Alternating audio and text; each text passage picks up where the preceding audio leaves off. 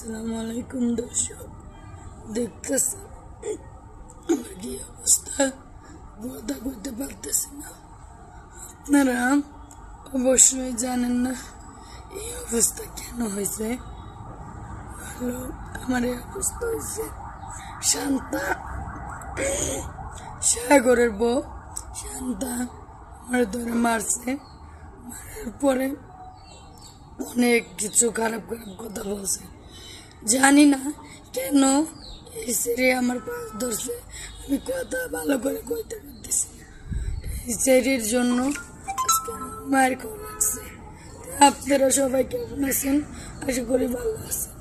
শান্তা সাগরের বউ হট শান্তা আমারে ধরে মারছে। হট ভিডিও করে এখান কেটে আমারে ধরে ধরে মারছে। ওর জামাই নাকি আমার লোকে প্রেম করে বিয়ে করবে এই সেই, কিন্তু সাগর ওর বড় সাইরা দিছে।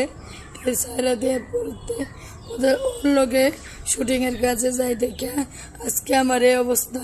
আমি কথা কইতে পারতেছি না ভালো মতন, গলা মলা আটকে রয়েছে, চোখ মুখ দেখেন কি সুন্দর ফুল লেগেছে, শরীরটা খুবই অসুস্থ।